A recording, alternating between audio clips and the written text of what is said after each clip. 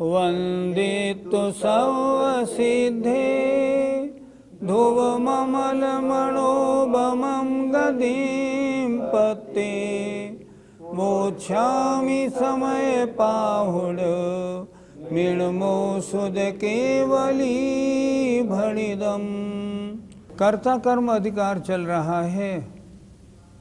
शिष्य पूछता है तो भगवान फिर किसका करता है और किसका करता नहीं है ये मालूम तो पड़े। तो आचार्य गाथा नंबर 80 लिखते हैं। आइए। कम्मस्य परिणामं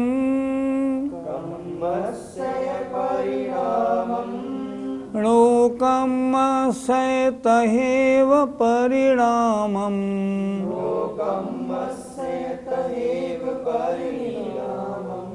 न करे दिए दुमादा जो जान दिसो हवदिनाणी।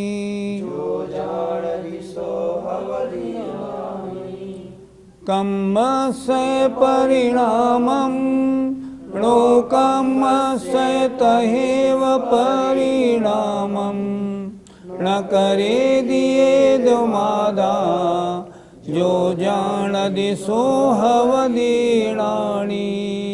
बोलिए।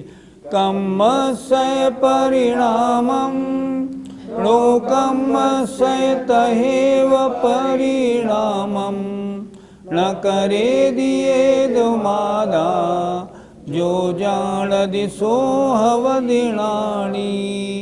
एक एक शब्द का अर्थ समझिए। कम्मस्य कर्म के, परिणामम परिणाम को, तहेव इसी प्रकार, नो कम्मस्य नो कर्म के, परिणामम परिणाम को। क्या हुआ? कम्मस्य कर्म के परिणाम को और नो कम्मस्य और इसी प्रकार तहेव नो कर्म के परिणाम को। एदम आदा यह आत्मा न करेदी नहीं करता है। अर्थात आत्मा न कर्म के परिणाम को करता है न नो कर्म के परिणाम को करता है। जो जान दी जो इस प्रकार जानता है सो लाणी हवदी वह ज्ञानी होता है। ज्ञानी कैसा करता है? ज्ञानी जानता है कि ये आत्मा कर्म के परिणाम को और उसी प्रकार नो कर्म के परिणाम को न करेदी नहीं करता है। अर्थात न कर्म रूप परिणमन करता है न नो कर्म रूप परिणमन करता है। कौन? इदम आदा यह आत्मा। जो जान दी जो इस प्रकार जानता है सो लाणी हवदी वह ज्ञानी होता है। अर्थ लाइए। जो आत्मा इस कर्म के परिणाम को इसी प्रकार नो कर्म के परिणाम को नहीं करता है मात्र जानता है वह ज्ञानी है। आइए गाथा नंबर 80 का पद्यानुवाद पढ़ते हैं। नो कर्म रूप जड़ पुद्गल काय का भी मोहादि कर्म रति राग विभाव का भी करता न आत्म रहा इस भांति ज्ञानी है जानते हृदय से सुन संत वाणी। शिष्य ने प्रश्न किया तो पुण्य पाप आदि परिणामों का कर्ता आत्मा है या नहीं? तब आचार्य गाथा नंबर 81 में समझा रहे हैं। कत्तादा भणि दो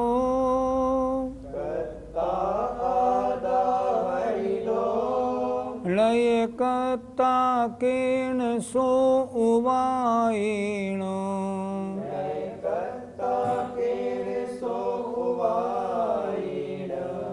धम्मादि परिणामे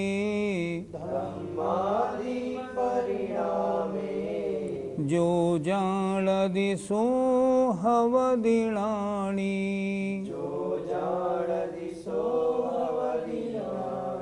बोलिए कत्तादा भणिदो नए कत्ता केण सो उवायेण ब्रह्मादि परिणामे जो जाणदि सो हवदिणाणि कत्तादा भणिदो नए कत्ता केण सो उवायेण ब्रह्मादि परिणामे जो जाणदि सो हवदिणाणि। आइए अर्थ समझते हैं। कर्ता कर्ता आदा आत्मा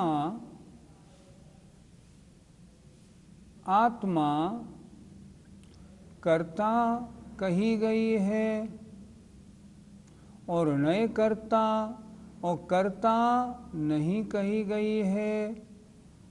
केन सो उपायेन किस उपाय से किस नए से किनका धम्मादि परिणामे अर्थात पुण्य पापादि कर्म जनित विकारी भावों का। चाहे पुण्य भाव हो या पाप भाव हो, इन कर्म जनित विकारी भावों का कर्ता कौन है? तो कह रहे हैं इनका कर्ता आत्मा कही गई है और आत्मा कर्ता नहीं है ऐसी भी कही गई है। केन सो उपायेन किस उपाय से अर्थात किस नई से ऐसा कहा है। जो जाणदि जो जानता है वह होता है ज्ञानी। यहाँ क्या बता रहे हैं? आत्मा के जो पुण्य पाप आदि कर्म जनित विकारी भाव हैं, आत्मा में जो पुण्य पाप रूप परिणाम आए हैं, पुण्य पापादि रूप परिणामों का कर्ता आत्मा कहा गया है एक नए से, और कर्ता नहीं है एक नए से। तो किस नए से कर्ता कहा गया, किस नए से कर्ता नहीं है ये कहा गया है। जो जाणदि जो जानता है सो ज्ञानी होता है। अज्ञानी तो जानता ही नहीं, लेकिन ज्ञानी जानता है कि इन पुण्य पाप आदि परिणामों का करने वाला आत्मा कर्ता कहा गया किस नए से, कर्ता नहीं है कहा गया तो किस नए से। और जो इसको भली प्रकार जान लेता है वह ज्ञानी होता है। जो जाणदि सो हवदिणाणि, जो जानता है वह ज्ञानी होता है। हम भी अगर ज्ञानी बनने तो हम भी जाने कि पुण्य पाप आदि कर्म परिणामों का कर्ता आत्मा किस तरह है और किस तरह नहीं। किसी एक नए से माने व्यवहार नए से आत्मा पुण्य पाप आदि परिणामों का कर्ता है, और किसी एक नए से निश्चय नए से आत्मा इन परिणामों का कर्ता नहीं है। इस प्रकार जो जानता है वह ज्ञानी होता है। पंडित जी, आत्मा पुण्य परिणामों का कर्ता किस कारण नहीं है? पुण्य परिणाम का मतलब हुआ मंद कषाय रूप परिणाम। मंद कषाय रूप परिणामों का करने वाला कौन? मंद कषाय रूप उदय, वो इन परिणामों का करने वाला है। आत्मा इन परिणामों का करने वाला नहीं। ये आत्मा के परिणाम नहीं। किस नए से? निश्चय नए से। अगर व्यवहार नए से बात करें तो करने वाला है। पूजा की, स्वाध्याय किया, जो पुण्य परिणाम किए, ये परिणाम किसने किए? ये आत्मा ने किए। लेकिन क्या ये आत्मा के स्वभाव परिणाम है? नहीं, आत्मा के स्वभाव परिणाम नहीं, ये विभाव परिणाम है। ये कर्म के उदय में किए गए परिणाम हैं। आत्मा के कौन से परिणाम कर्म के उदय से नहीं है? अर्थात शुद्धोपयोग के परिणाम कर्म के उदय से नहीं है। इसलिए पुण्य रूप या पाप रूप जो परिणाम आत्मा करता है वे आत्मा के परिणाम हैं तो व्यवहारने से हैं, निश्चय की दृष्टि में ये आत्मा के परिणाम नहीं हैं। इसलिए आत्मा पुण्य परिणामों का करने वाला व्यवहारने से है, पर निश्चय से उनका करने वाला नहीं है। ये अध्यात्म शास्त्र है, इसलिए अगर आप उनमें उनका अपने को करने वाला मानते हैं तो ये दूषण है, अज्ञानता है।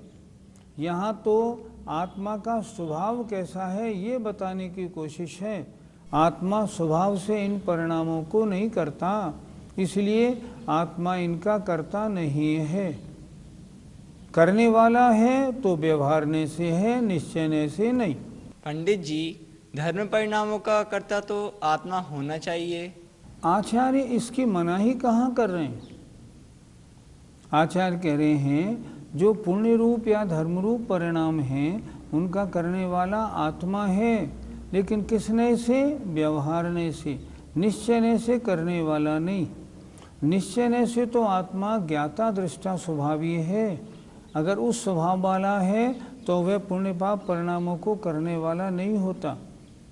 व्यवहारने से वो धर्म पुण्य आदि परिणामों का करने वाला होता है। वही तो यहाँ कहा कि धर्म आदि परिणामों का कर्ता किस नए से है और किस नए से नहीं है। ये जो जानता है वह ज्ञानी होता है। ज्ञानी जानता है इन परिणामों का कर्ता मैं हूँ, पर व्यवहारने से हूँ, निश्चयने से तुम्हें शुद्ध ज्ञान शुद्ध दर्शन का करने वाला हूँ। आत्मा किसका करता है, किसका करता नहीं, द्रव्य संग्रह में बहुत अच्छी तरह समझाया है। पुग्गल कम्मादीणम कत्ता व्यवहार दो। मैंने रोटी बनाई, मैंने घड़ा बनाया, इसका कर्ता मैं हूँ। हाँ, व्यवहार दो, व्यवहारने से। पुग्गल कम्मादीणम कत्ता व्यवहार दो, दो निश्चय दो छेदन कम्माणादा। मैं राग द्वेष आदि पुण्य पाप आदि धर्म आदि परिणामों का कर्ता मैं हूँ। ये कैसे? अशुद्ध निश्चयने से। अशुद्ध निश्चयने से क्यों कहा? क्योंकि ये आत्मा के ही परिणाम हैं, किसी और के परिणाम नहीं। इसलिए अशुद्ध निश्चयने से आत्मा इनका करता है। और शुद्ध नय से शुद्ध नया शुद्ध भावाणम, आत्मा अपने शुद्ध भावों का करता है। यहाँ तो सब तीनों नयों से व्याख्या कर दी। अब समयसार ग्रंथ में अशुद्ध निश्चयने को भी व्यवहार कहा गया है। इसलिए जितने भी आत्मा के परिणाम हैं सारे के सारे, अर्थात राग द्वेष आदि परिणाम, शुभ राग रूप परिणाम, धर्म रूप परिणाम, पुण्य रूप परिणाम, ये परिणाम अशुद्ध निश्चयने से आत्मा के हैं। और अशुद्ध निश्चयने को व्यवहार माना तो ये व्यवहार के हैं। तो शुद्ध नय से आत्मा किसका करता है? शुद्ध नया शुद्ध भावाणम, शुद्ध ज्ञान शुद्ध दर्शन का करता है। यहाँ ये बता रहे हैं अनादिकाल से हमने, आचार्य ने पहले एक गाथा में कहा, अनादिकाल से हमने पंच इंद्रियों के विषयों की, भोग की, कर्म बंध की कथा खूब सुनी है।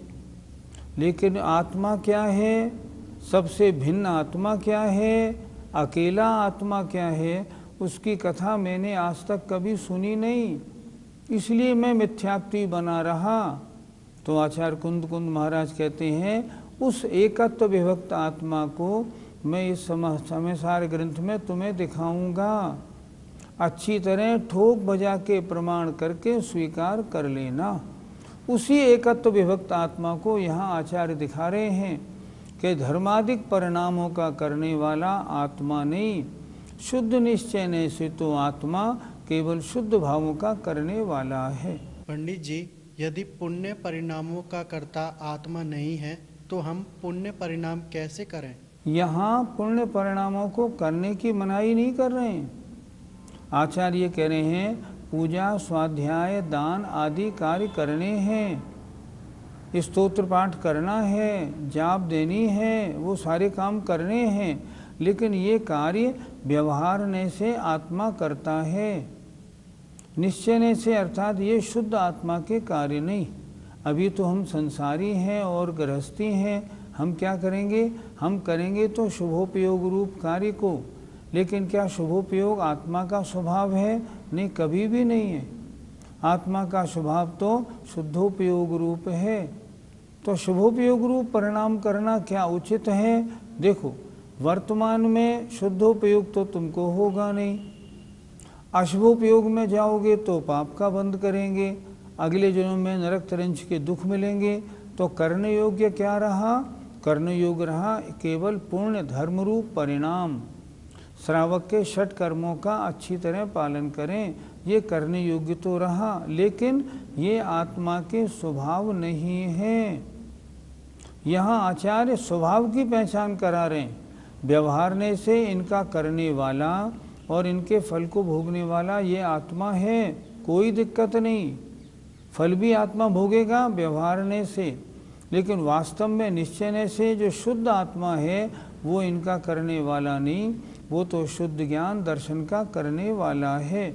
शुद्ध नया शुद्ध भावाणम, शुद्ध नय से शुद्ध भावों का करने वाला है। धारणा ऐसी बनाएं, ये अशुद्ध आत्मा का परिणमन है, ये शुद्ध आत्मा का परिणमन है, इसको जाने तो सही।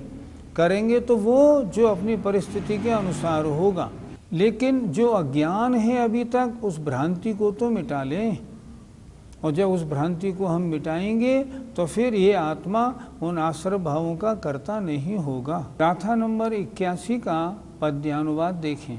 आत्मा अशुद्ध नय से पर भाव करता, होता विशुद्ध नय से निज भाव करता। धर्मानुराग तक को परमान ज्ञानी, विश्रांत हो स्वयं में बनते न मानी। कितना अच्छा पद्यानुवाद है। नीचे की दो पंक्तियां देखें। धर्मानुराग तक को, धर्म के अनुराग को, पूजा अच्छी लग रही है, भक्तिभाव से कर रहा है, स्वाध्याय कर रहा है, ये भी परभाव है, इसको भी परभाव मानो। तो हम क्या करें? विश्रांत हो स्वयं में, मतलब अपने में आनंद ले, अपने में आके ठहर जा। बनते न मानी, इसमें मान की बात कुछ नहीं है, लेकिन अपने में ठहरना ही श्रेष्ठ है। जय जिनेन्द्र।